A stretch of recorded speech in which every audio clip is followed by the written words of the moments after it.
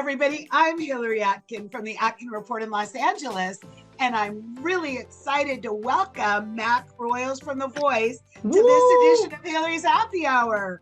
Mac, how are you doing today? I'm doing wonderful. I'm doing really good. How are you doing? Fantastic. Thank Good. you.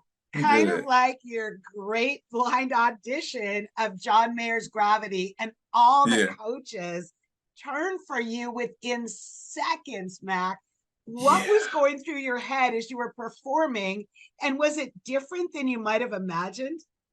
Honestly, my heart was racing like literally like about to pound out of my chest, but I talked to my inner self for a bit and was just like, hey Mac, listen, either you're gonna do it or you're not gonna do it.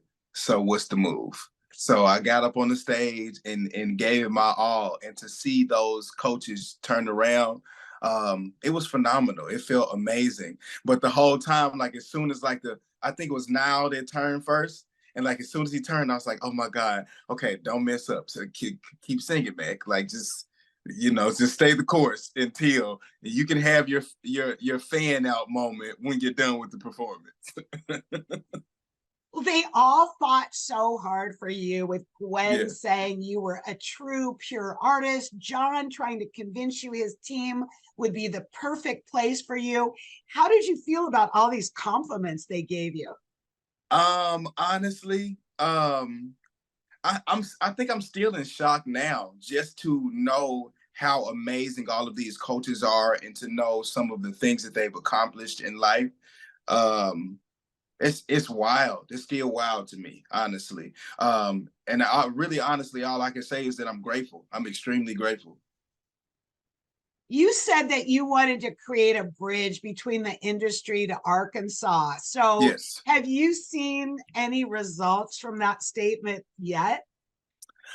Ooh. Well, there have been quite a few people that have reached out, which that's kind of what I wanted to happen.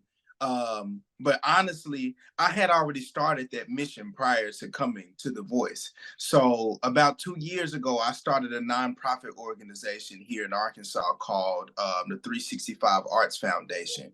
And basically, what I want to do is just put artists, not just musicians, not just musical artists, like anybody that is of the arts. I want to give them an opportunity to shine. And with the backing of such phenomenal coaches and this, international show and all of the support that's coming, I feel like I'm going to be able to do some really amazing things for, the artists and especially the kids, around here. Well, that's so great to hear about. But you know who else was thrilled to hear it was Reba, Yeah, because she was saying she knows what it's like to be from a small town and wanting to bring attention to that town.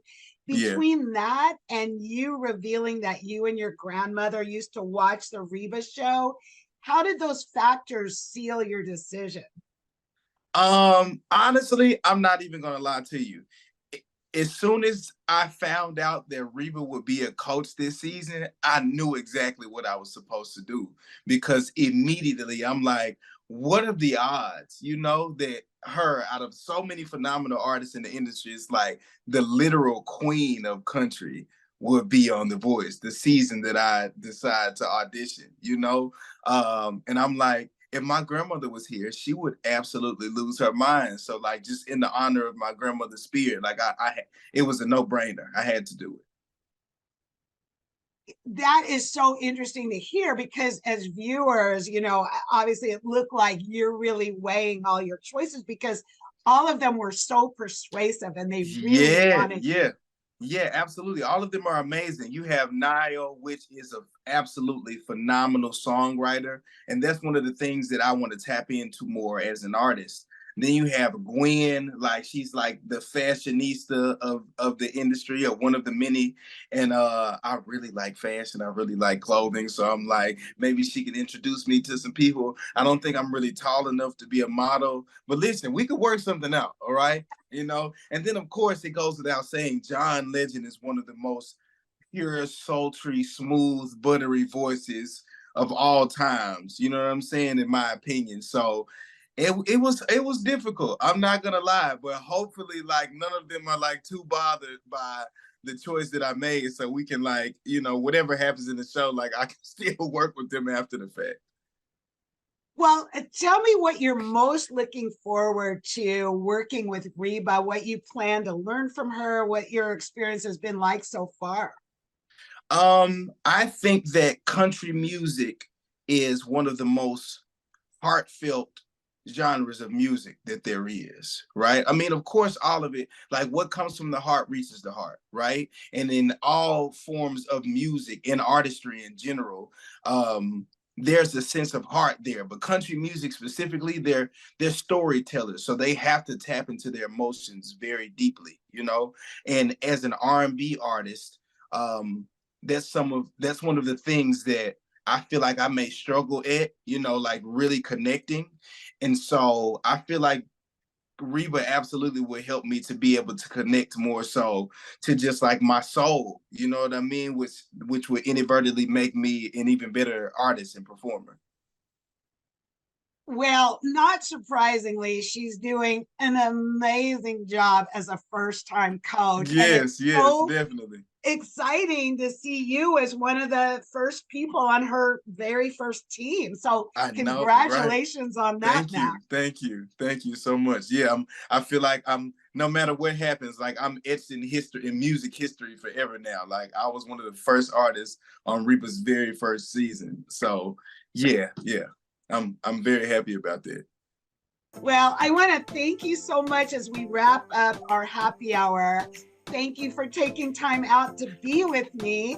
And I want to Absolutely. raise a toast to you and your continued success on The Voice. Thank you so much. Listen, I'm gonna raise well, you can't, like, okay, there we go. I'm gonna raise my teacup and there it is. Cheers to you.